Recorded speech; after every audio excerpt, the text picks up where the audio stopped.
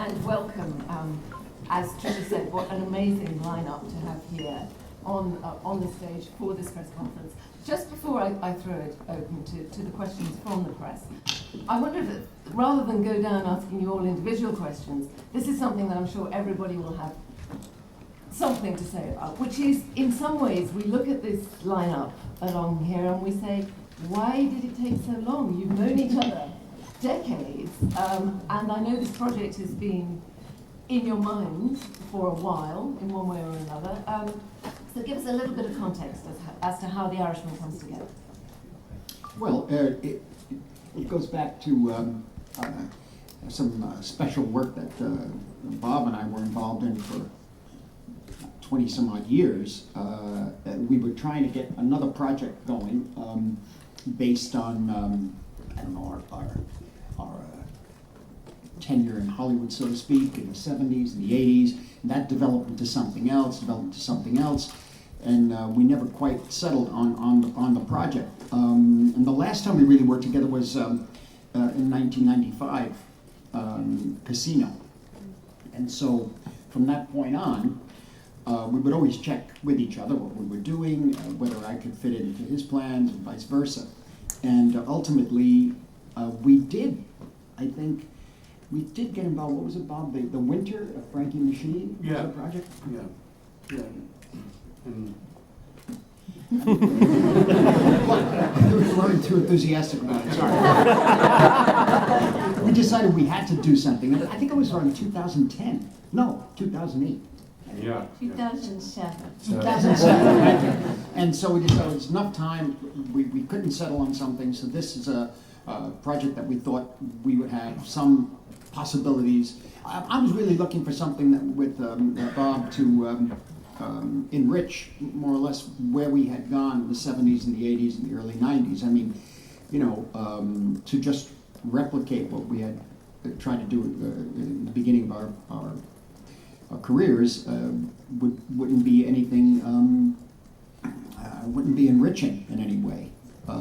And so you were about to direct The Good Shepherd, and Eric Roth was writing that, and Eric, knowing that we were trying to do something called Frankie Machine about a hitman who retired, Eric gave you a book called I Heard You Paint Houses by Charles Brandt for research. Yeah, I mean, we were talking about it. He said he just read it, and it had just come out, and I said, oh, I got to read that book. And then when Marty and I were preparing, so that was about 2 years earlier than when Marty and I were were committed to Frankie Machine, and Marty was starting to show me films like Jean Gabin film like Touche pas au Grisby and Melville's Dulot and Le Deuxième Souffle and pictures like that, get a sense of the Gabin character, because by the time you were doing Casino, I felt that presence was similar. And then I said, well, I have to read this book that I've been always wanting to read called I Heard You Paint Houses, and so I did read it just as research for the character, and then after I read it, I got together with Marty and I said, you got to look at this, and I think this is what you're going to want to do. So that was it. Well, Jane, you had the story about on the telephone with Brad Gray, right? So we were ready to commit.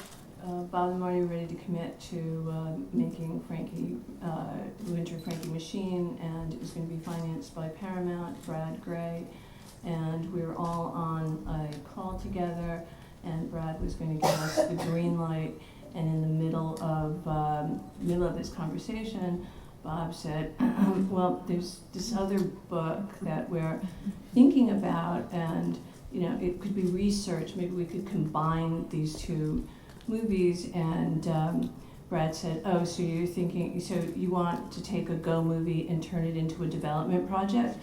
And you kind of heard everybody go, mm-hmm. So anyway, that was 2007, and then we brought Steve Zalian on, and Steve delivered. Steve and Marty and Bob worked together, and we'd optioned I Hear You Paint Houses. Frankie Machine went away, and Steve delivered a script in 2009. Nine, yeah. I mean, the point is that we're trying to find something that we felt right with. I don't know how you define right. You know, it's ambiguous and kind of, we felt comfortable with in a way. It's something we couldn't articulate it. And once he described this character to me, I felt that he had a good sense of it. And I said, well, this is maybe where we could really try to explore and see what we could come up with. And it might really be of value ultimately for us as creative partners working together and getting Al involved, getting Joe Pesci involved, and the rest of the cast. And so we took a chance and got Steve Zalian. And Zalian, we pulled together a wonderful script, and it took a number of years because why? Well, Steve wrote the script, which was terrific, wonderful, as Marty says, and then it was a matter of getting everybody's schedules to line up. And Marty was doing Hugo. I remember coming over here, I don't know when you were doing Hugo. 2009, 2010, I think, yeah. And we were talking about that and how to, what we were going to do and his availability. He wanted to do silence and so on. And then I said to Marty I wanted to make sure he was okay if we would just let it out there when we talk on interviews. And usually I'm very superstitious about that because when you talk about it, it usually doesn't happen. But I thought maybe in this case, since we had no backers, no people really interested, the idea that we were doing it with Al and Joe, that I cleared it with Marty, then I talked to Joe and then Al about they're okay, and he mentioning that they're on board. So we did that, and then we had a reading of the script. I don't know what year that was. The reading of the script was right before right before you left to go do silence. We had this one opportunity to get everyone together, and we taped a reading. 2012. I personally believe that was all we would have of the Irishman because it was so very difficult to get financing. And then when everybody heard it, there was a new energy. Marty and Emma went off to shoot silence, so we had another delay. A good one. A good one. So if I can bring Al Pacino in here. Jimmy Hoffa. So, what was your initial reaction to the idea of playing Jimmy Hoffa? It's me you're talking to? It is you. Well, it was, at first I've known Marty and Bob very long time, and so when Bob came to me, called me about it, and it sounded really interesting, and the opportunity to work with them was, was very important to me. I really wanted to, for years we almost worked together, Marty and I, at different things, and of course Bob and I have worked together. I mean, we've known each other since we were young actors. So we worked together, so it was a good thing.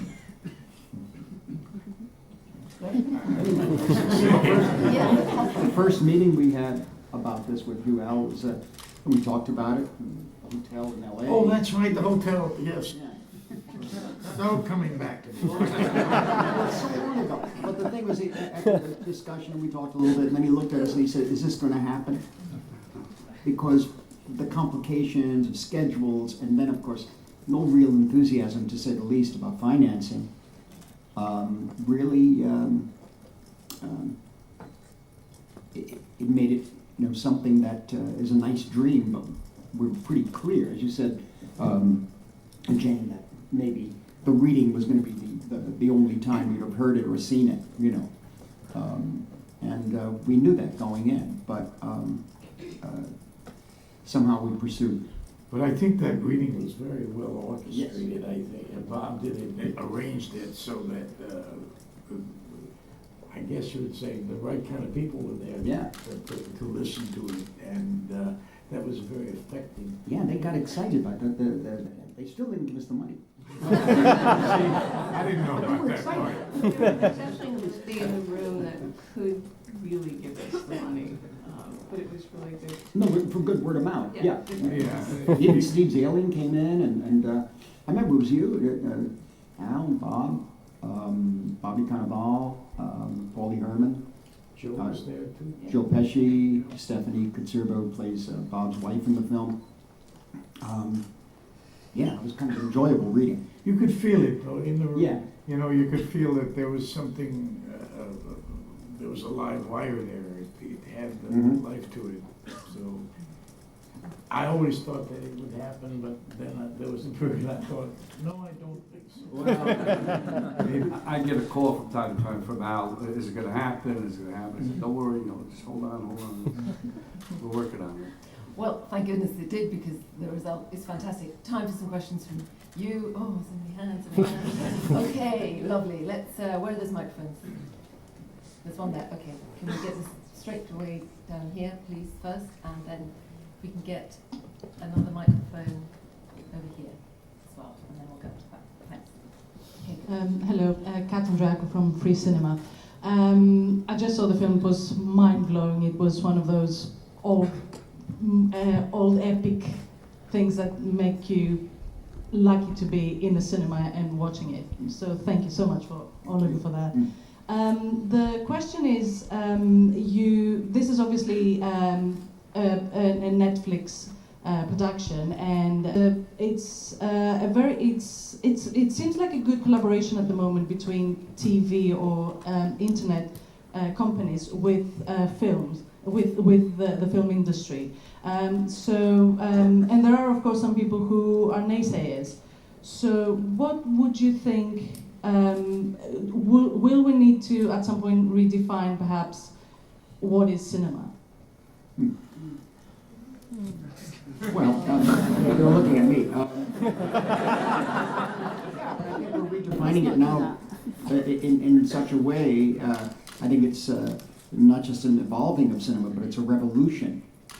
I mean, it's even bigger than the revolution that sound brought to cinema. It's the revolution of cinema itself, back 120 years ago, 115 years ago. It's a new, and we say the new technology, we bring in things that are unimaginable, and how not only is it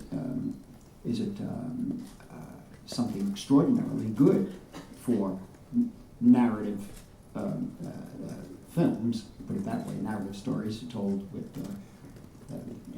emphasizes motion picture images, but it opens up a whole the original conception of what a film is and where it's to be seen has now changed so radically that we may have to say, okay, let's say there's a certain kind of film that's made here.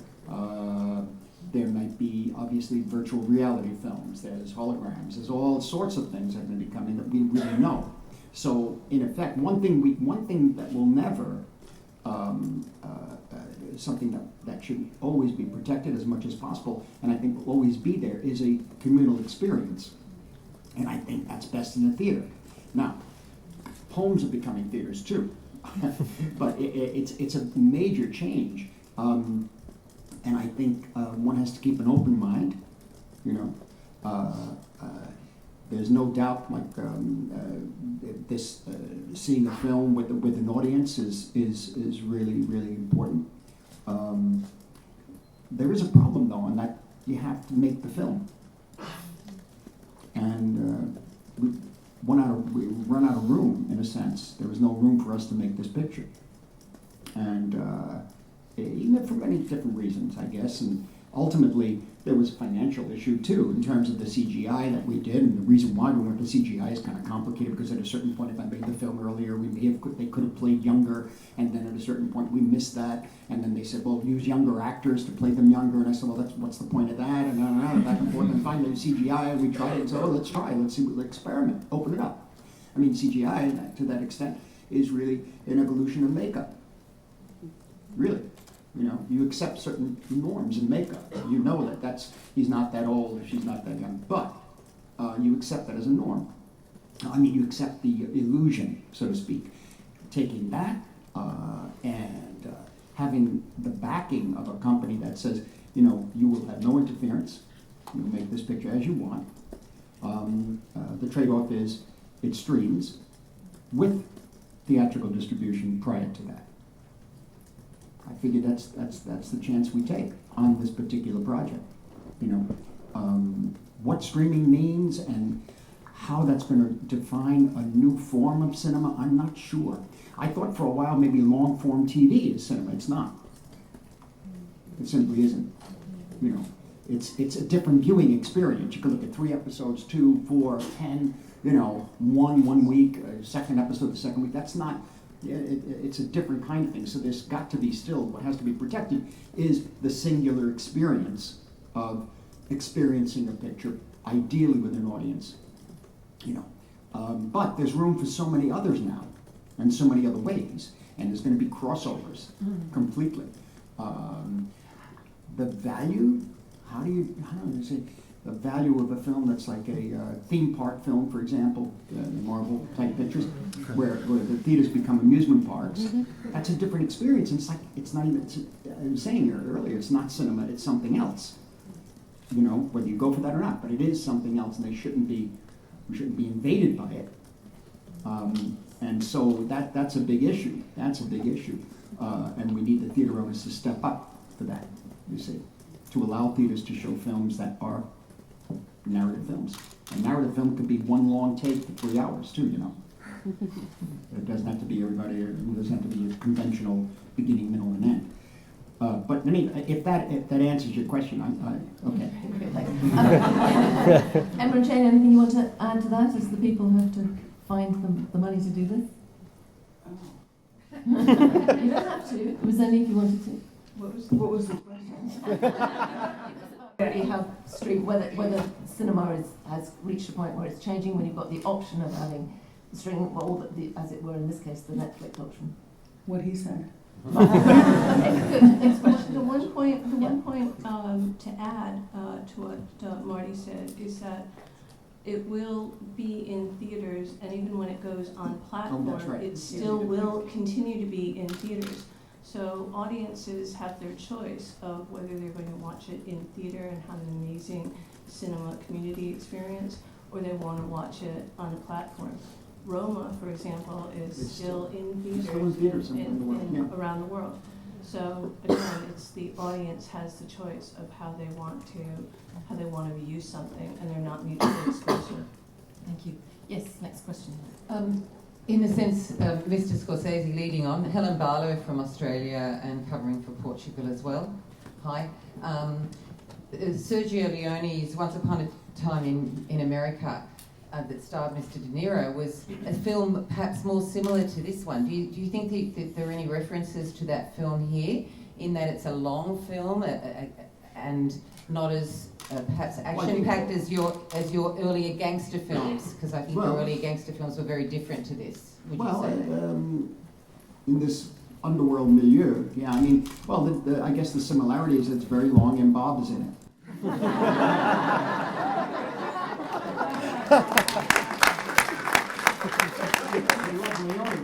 There was no way that I was thinking I was doing Sergio. There's no way. I can't do that. I just intuitively made the movie, and I told Bob when we were trying to get raise the finances. I know how to do this. I said I have a thought. I know how to follow it through. And I just went with that. But how is it different to your earlier gangster films, though? How does it relate to them? Well, you know, back in 1973, we were 29, 30 years old. Now we're much older.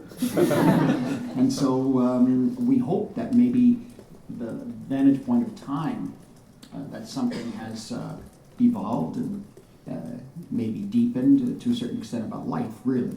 And if that could be conveyed in the story and the performances and the way the film is put together, and that would be some sort of advancement, rather than just replicating what we had done in the past. Thank you. Hi guys, Thomas Cross here from FM104 in Ireland, and I just want to say, what did it feel like looking at yourselves younger for the first time when you were looking back at the movie? Was it a bit crazy?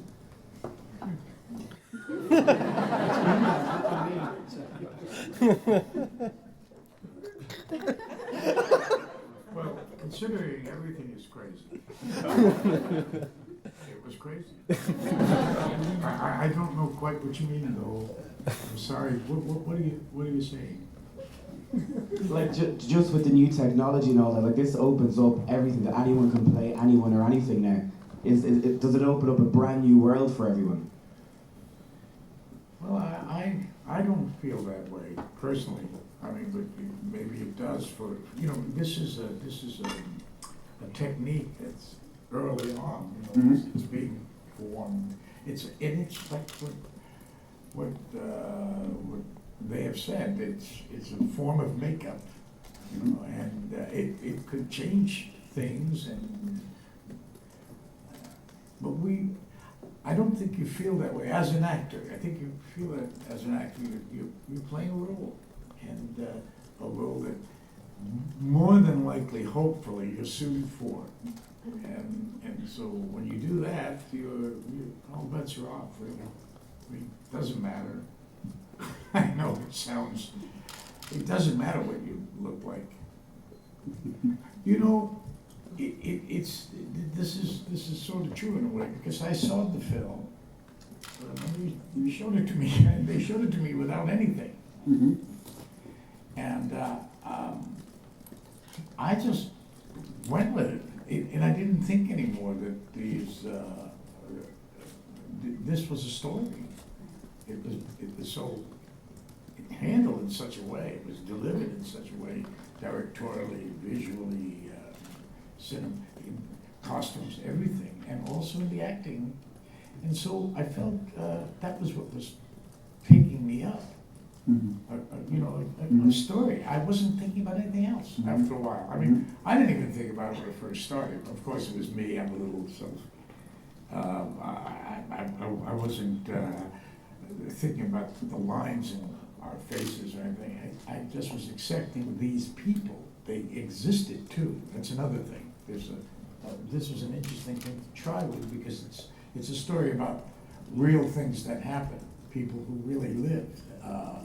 And I don't know, maybe that had something to do with in my reaction to it. So this whole thing to me is innovative, of course, but at the same time, you tell a story, and in the end, that's what I'm a little bit more. I'm a little more concerned about that. And as I say, I did see the film without any work, or any, what do you call this? Effects. Effects. And it was fine. As a matter of fact, I'm not the only one who felt that way. There were other people who had seen it before it happened. I mean, unless you're looking for it, right? So, oh, there it is, and then. I think it's really good that we have that in the film, that we have this potential, and it's exercised in the film. It's stating what it's stating. In the old days, they put, some actor that we all knew and loved, and they put gray hair on him, and you'd say, oh, he got older. Because it was makeup, and you went with it because it was in the story.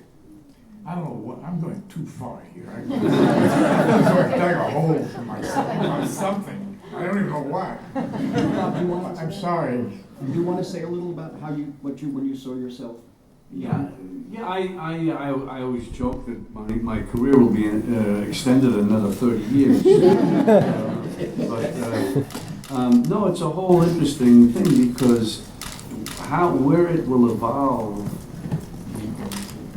As far as I was just thinking about copyrights and later and and likeness and this and who gets it after we're all long gone, families and stuff like that. I mean, they even have that now in some ways with using famous actors from years ago in commercials who have created a certain whatever that they represent what that product is, whatever. Mm-hmm. So all that stuff. I don't know. I'm just happy we're at the beginning stages of it really being explored, and God knows where it will go. Yeah. And what excited me about it was that Pablo Hellman was doing this thing and wanted to make it state of the art, the best it could be to date.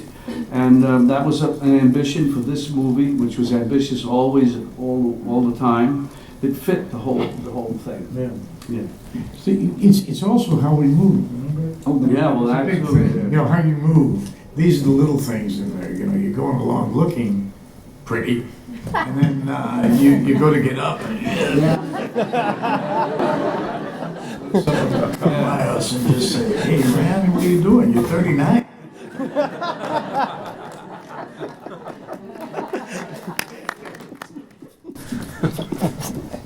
Hi, I'm Marcel from Geekpool, Germany, and my question goes to all three of you. What was the biggest challenge for each one of you on this movie? For you directing, for you playing your characters? What was the biggest Challenge. Yeah. Making a movie. It's a big challenge, yeah, because, I mean, in terms of Bob and Al, you know, you guys, they're performing. Me, I can't speak for them, but for me, it's cutting through all the issues of how you perceive a story, the sweep of a story, what's essential to get and what isn't essential, and making those editing choices right there on set. First of all, even before shooting begins, to make those editing choices, and in shooting even tougher on those editing choices because it's a very complex picture, complex in terms of technology too. And staying close, staying on point in a way, staying on the what's essential to the story, and those are the characters, particularly Frank's character, and eliminating everything else around that was getting in the way. And this, I think, was a 108-day shoot. So this is something, and then in the editing too. So it's wrangling the picture in a way. They call it wrangling, you know, and always threatening to run a little bit out of control, but grabbing it again, and using Frank Sheeran as the anchor for the whole picture until finally you wind up with him alone. And that's what it's all been about. I mean, that's just general about how you make a movie. Other ways, sometimes you make a movie, you don't know what you're going to do when you get there on the set. I tried that once, didn't work. For me, it didn't work. And I usually like planning and fighting my way through the whole process, you know, until we get as best we can to the end result. But you guys with the character. Yeah, and certain things with like Marty, we would every so often I would come in to narrate pieces that Marty figured that we had to sort of voice over to give information or whatever, or sort of tighten stuff, whatever. Yeah. And that's a normal part of making a movie. And this, Yeah, you even went into the audio tracks, the tracks of Frank Sheeran's actual voice, yes, the stories, and every now and then we go and we pick, you yeah. tell me something, and so yeah, it's interesting, and we fool around with that and try to find time to shoot it in the film. I'd give it to Emma and tell her, could you find some production time, please? I'd say yes. Yeah. So was that your biggest challenge, Emma? Mm-hmm. Helping Marty realize everything We tried, yeah, and also you want them to, all of them, to have the time specifically. It's the time. Time It's the problem. to create and the environment and the quiet, safe sort of space for them to do, and you don't want to rob them of that at all. So it's a challenge, but we had phenomenal partners, Netflix, the best, and we carved out that time and space, I hope. Hello, Eloise from Strand Magazine. Congratulations on the film, it was fantastic. So I just wanted to ask you guys, why do you think that we are constantly pulled back into talking about films about pain and trauma, and as in The Irishman, there's a lot on macro level with the president's assassination, etc., but it really does go into personal, individual pain. I'm just wondering, why do you think that is?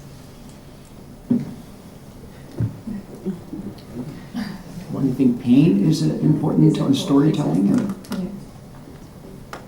Pain, suffering, that idea, what makes an interesting story? I mean, what do you think, guys? Well, I mean, this was a simple story. It was about a guy who was caught between two people who were powerful people, and one of them was disappeared. We never knew what happened to him, really, to this day. The other one was also Joe Gallo, referring to him. You still don't know who did that to him. It had that to hang on in some ways, this political, this grand story with these historical, if you want, type characters, and a simple story. And also, Bob, in terms of that, when you're talking about these guys, and then on the other level, you have JFK, Bobby Kennedy, and Martin Luther King. You've got all this going on, and nobody knows really what happened there. And I always say, would it make any difference now if we knew exactly who, when, how, and where? No. The dark forces that take over, that are always present.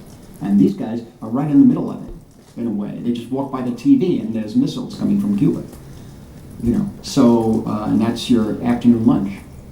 You know, so yeah, I mean, that when you say the simple story, that was the thing, to hold on to the simplicity of it, because the rest is so complicated. Okay. Hi, my name's Stephen Pate. I'm just wondering, I mean, this film for me in many ways is about like reflection. I was wondering, with your kind of amazing careers that's kind of ingrained into the kind of fabric of sort of cinema, do you guys ever sort of sit back and reflect, or do you always look towards the next project? And also, I was just wondering, as well, I'm fine. We're hanging on. We're just wondering what. Okay. The second part of the question. That was the good part. So I got quite nervous as a legend. All right, so the second part, do you think you only could have made this film now because you've lived kind of full of lives, that you're now in a position where you can kind of, you're in a position, better placed to sort of understand the texture of this narrative? You mean that we could have made this film earlier, would have been different? Well, yeah, I think absolutely. I mean, it's like, I think it isn't, we all got, I don't think we all got together and said, let's make a movie and reflect.